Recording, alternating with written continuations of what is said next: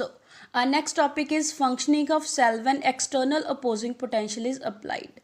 Next topic में क्या discuss करेंगे कि सेल कैसे फंक्शन करता है जब हम बाहर से अपोजिंग पोटेंशियल को क्या करते हैं, अप्लाई करते हैं।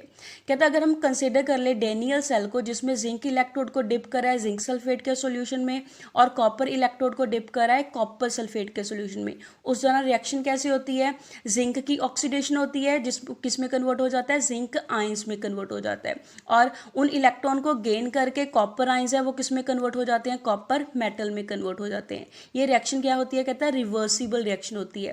कहता है जो नॉर्मल पोटेंशियल डिफरेंस होता है इस रिएक्शन का वो कितना होता है, 1.10 वोल्ट होता है। जब हमारे पास दोनों कॉपर सल्फेट और जिंक सल्फेट की कंसंट्रेशन कितनी होती है, 1 मोलर कंसंट्रेशन होती है। कहता अगर हम कंसिडर कर लें कि अरेंजमेंट हम ऐसी कर दें कि हम बाहर से जो पोटेंशियल अप्लाई कर रहे हैं वो क्या कर रहे हैं, उसके नॉर्मल पोटेंशियल से कम पोटेंशियल को उसके ऊपर अप्लाई कर रहे हैं।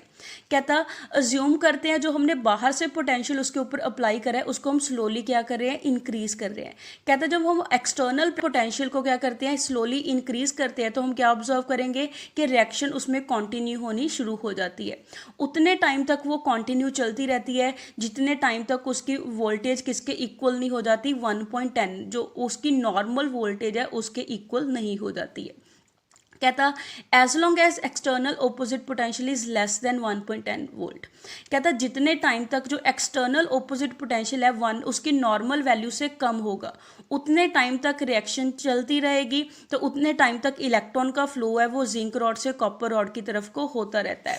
हेंस कहता करंट है वो किस तरफ को फ्लो करेगा, opposite direction from copper two zinc की तरफ फ्लो करता रहता है। कहता उस दौरान जिंक डिसॉल्व होता रहता है एनोड से और कॉपर क्या हो जाता है, कैथोड के ऊपर डिपॉजिट होता रहता है।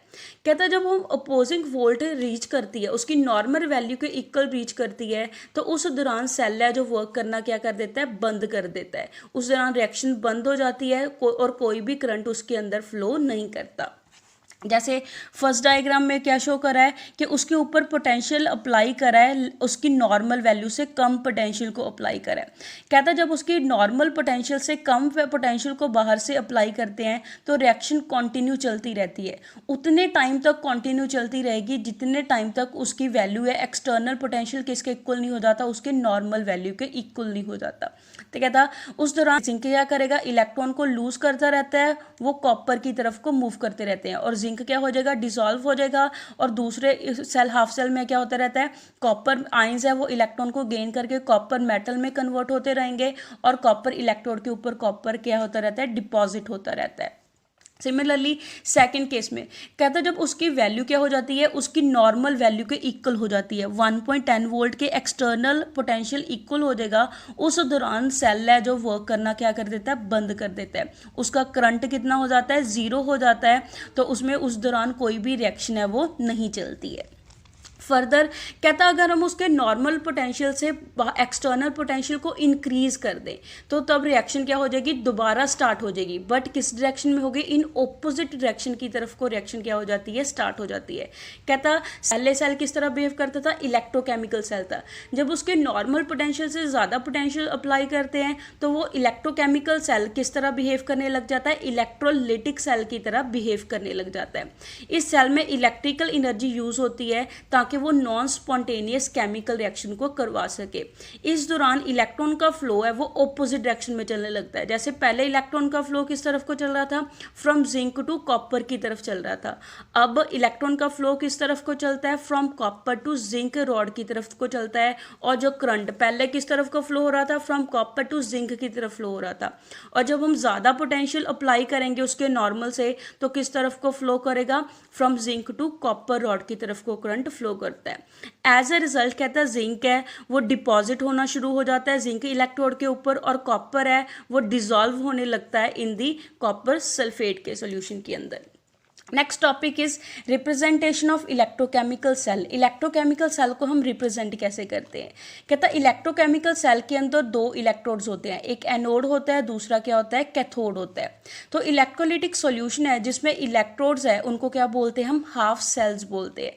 जैसे इसमें 2 हाफ सेल होते हैं, एक ऑक्सीडेशन हाफ सेल होता है दूसरा रिडक्शन हाफ सेल होता है।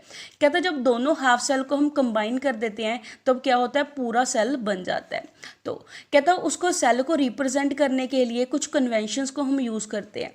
जैसे फर्स्ट कन्वेंशन क्या है कि गैल्वेनिक सेल को रिप्रेजेंट करने के लिए एनोड जहाँ पे क्या होती है ऑक्सीडेशन होती है उसको हम लेफ्ट हैंड साइड पे लिखते हैं, और कैथोड जहाँ पे रिडक्शन होती है उसको हम राइट साइड पे लिखते हैं। सेकंड कन्वेंशन क्या है कि एनोड सेल को हम कैसे रिप्रेजेंट करते हैं, जैसे एनोड पे हमारे पास क्या होती है जिंक की ऑक्सीडेशन होती है, तो जिंक मेटल को पहले लिखेंगे और उसके साथ क्या डालेंगे सॉलिड फेस, बिकॉज वो मेटल की फॉर्म में है। तो जिंक मेटल किस में कन्वर्ट होता है, आयन में कन्वर्ट हो जाता है, जिस वजह से मेटल को पहले लिखते हैं, इलेक्ट्रोलाइट को बाद में लिखते हैं, मींस केटाइन को बाद में लिखते हैं। जबकि कैथोड में क्या होता है, दूसरे हाफ सेल में, रिडक्शन हाफ सेल में क्या होता है, आयंस इलेक्ट्रॉन को गेन करके कॉपर मेटल में कन्वर्ट होते हैं। तो उस दौरान क्या होता है हमारे पास, इलेक्ट्रोलाइट को पहले लिखेंगे, मींस उसमें कॉपर आयंस को पहले लिखेंगे और मेटल को बाद में लिखेंगे। जैसे कहता मेटल और केटाइन दोनों को हम कैसे सेपरेट करते हैं एक दूसरे से, या तो सेमी कॉलम के साथ सेपरेट करते हैं या फिर किसके साथ सेपरेट करते हैं, वर्टिकल लाइन के साथ सेपरेट करते हैं। जैसे हमने पढ़ा था कि मेटल को पहले लिखते हैं, आयन को बाद में लिखते हैं, इनको हम सेमी कॉलम से क्या करते हैं सेपरेट करते हैं, या फिर सेमी कॉलम की जगह दोनों को वर्टिकल लाइन से क्या करते हैं सेपरेट करते हैं। और साथ में उसकी जिंक का सोल्यूशन की हमने कितनी कंसंट्रेशन ली है उसको क्या कर देते हैं मेंशन कर देते हैं। जैसे जिंक सल्फेट की हमने ली थी कंसंट्रेशन 1 मोलर, तो ये क्या कहाँ पे रिएक्शन चलती है, एनोड के ऊपर रिएक्शन चलती है। सिमिलरली दूसरे हाफ सेल में क्या होता है, कॉपर आयंस इलेक्ट्रॉन को गेन करते हैं, तो उस वजह से आयन को पहले लिखते हैं, मेटल को बाद में लिखते हैं। इन दोनों को भी कैसे सेपरेट करते हैं, सेमी कॉलम के साथ सेपरेट करते हैं या फिर वर्टिकल लाइन के साथ सेपरेट करते हैं। इस यहाँ पे भी हम क्या करते हैं, जो कॉपर सल्फेट की हमारे पास जितनी कंसंट्रेशन थी उसको साथ में क्या कर देते हैं मेंशन कर देते हैं। तो ये कहाँ पे रिएक्शन होती है, कैथोड के ऊपर रिएक्शन होती है। नेक्स्ट कहता है जो सॉल्ट ब्रिज है, जो दोनों हाफ सेल को क्या करता है सेपरेट करता है, उसको हम डबल वर्टिकल लाइन के साथ क्या करते हैं इंडिकेट करते हैं। जैसे अब हमारे पास फुल रिप्रेजेंटेशन कैसे होगी सेल की, यहाँ पे हमारे पास फर्स्ट क्या है, हम पहले कौन सा लिखेंगे, oxidation half cell. Oxidation half cell किस तरफ को आता है, हमने पढ़ा था कि ऑक्सीडेशन को किस तरफ लिखते हैं हम, लेफ्ट हैंड साइड पे लिखते हैं, और रिडक्शन जहाँ पे होती है उसको किस साइड पे लिखते हैं, राइट हैंड साइड पे लिखते हैं। तो ऑक्सीडेशन को लेफ्ट हैंड साइड पे लिखा है, जहाँ पे जिंक मेटल किस में कन्वर्ट होता है, जिंक आयन में कन्वर्ट होता है। दोनों को सेपरेट करा है वर्टिकल लाइन के साथ, और साथ में जिंक सल्फेट की कंसंट्रेशन मेंशन करी है, और सॉल्ट ब्रिज के लिए डबल वर्टिकल लाइन यूज करी है। Next second half cell, reduction half cell को हम राइट हैंड साइड पे लिखते हैं, तो राइट हैंड साइड पे आयंस क्या होते हैं, इलेक्ट्रॉन को एक्सेप्ट करते हैं, तो आयंस पहले लिखेंगे, साथ में उसकी कंसंट्रेशन लिखते हैं। वर्टिकल लाइन के साथ सेपरेट करके वो किस में कन्वर्ट हो जाते हैं, मेटल में कन्वर्ट होते हैं, तो लास्ट में क्या लिखेंगे, मेटल लिखते हैं। नेक्स्ट इसकी सेल नोटेशन हम कैसे लिखते हैं, जैसे हम सेंटर में क्या लेते हैं, सॉल्ट ब्रिज लेते हैं, और सॉल्ट ब्रिज के लेफ्ट हैंड साइड पे हम ऑक्सीडेशन हाफ सेल लेते हैं, और उसके राइट हैंड साइड पे क्या लेते हैं, रिडक्शन हाफ सेल लेते हैं। ऑक्सीडेशन हाफ सेल में क्या होता है कि जो जिंक मेटल है वो इलेक्ट्रॉन को लूज करके कि उसकी ऑक्सीडेशन होती है, तो वो इलेक्ट्रॉन को लूज करके किस में कन्वर्ट हो जाता है, जिंक आयंस में कन्वर्ट हो जाता है। और जो इसने इलेक्ट्रॉन लूज करे हैं वो इलेक्ट्रॉन किस तरफ को मूव करते हैं, towards the reduction half cell की तरफ को वो मूव करते हैं। तो रिडक्शन हाफ सेल में वो कॉपर आयंस है वो उन 2 इलेक्ट्रॉन को गेन करके उनकी रिडक्शन होती है, तो वो किस में कन्वर्ट हो जाते हैं, कॉपर मेटल में कन्वर्ट हो जाते हैं। यहाँ पे जिंक को हम एज अ एनोड यूज़ करते हैं और कॉपर को एज अ कैथोड यूज़ करते हैं। एनोड के ऊपर नेगेटिव साइन होता है और कैथोड के ऊपर पॉजिटिव साइन होता है। So that's all for today. Stay home, stay safe, thank you.